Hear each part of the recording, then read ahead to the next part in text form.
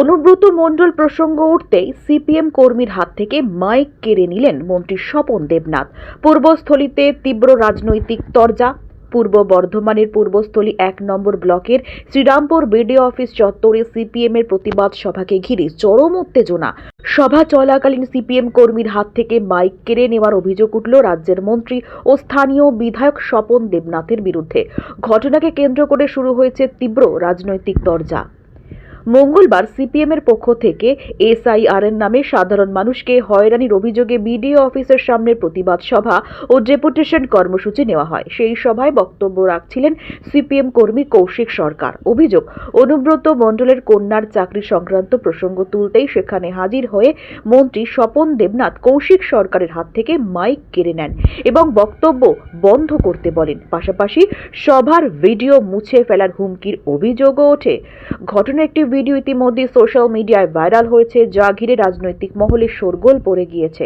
CPM এই ঘটনার তীব্র নিন্দা করেছে। কৌশিক সরকারের দাবি, আমরা পূর্ব নির্ধারিত কর্মসূচি অনুযায়ী শান্তিপূর্ণভাবে প্রতিবাদ জানাচ্ছিলাম। তৃণমূল ও বিজেপির সেটিং এর কথা বলতেই মন্ত্রী এসে জোর করে মাইক কেড়ে নেন। তবুও আমরা সভা বন্ধ করিনি, প্রতিবাদ চলছে।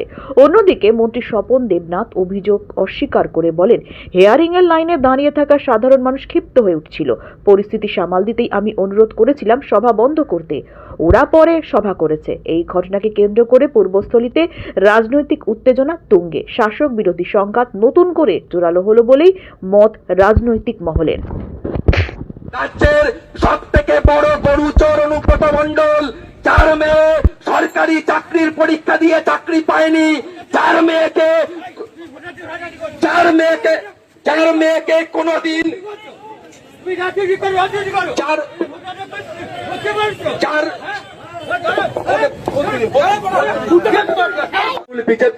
মাধ্যমে অলরেডি বিষয়টা সোশ্যাল মিডিয়ার মধ্যে দিয়ে ভাইরাল হয়ে গেছে যে বিজেপির বিরুদ্ধে প্রোগ্রাম করছি, সেখানে হচ্ছে রাজ্যের একজন দায়িত্বপ্রাপ্ত মন্ত্রী, তিনি সেখানে ছুটে এসে সেই বিষয়টা আমাদেরকে কথা বলতে বারণ করলেন।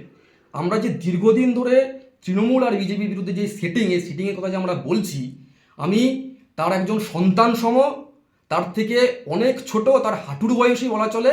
আমি কথা বলার সময় তিনি যেভাবে ছুটে এসে বাধা দিলেন যে আমরা যে অভিযোগটা করছি সেইটা যিনি ছুটে এসে প্রমাণ করে দিলেন যে হ্যাঁ, তোমরা সত্যি কথাই বলছো, বিজেপির বিরুদ্ধে কথা বললে আমাদের গায়ে লাগে এবং তোমাদেরকে এই কথাটা বলা যাবে না। এবং মন্ত্রীমশাই আমাদের হাত থেকে মাইকটা কেড়ে নেওয়ার পরেও আমাদের সভা চলে।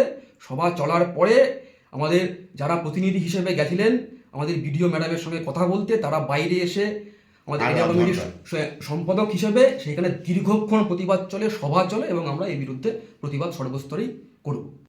অভিযোগ হচ্ছে সেখানে আপনাদের সাথে একটা ধস্তাধস্তি হয়েছে এবং আপনারা মানুষ হাজার হাজার লাইনে দাঁড়িয়ে আছে, বাচ্চা কোলে নিয়ে বৃদ্ধরা বিডিও অফিসের সামনের গেটে করছে, মানুষ ক্ষিপ্ত হয়ে যাচ্ছিল। তখন আমি বলছি তোমরা এখন বন্ধ করো।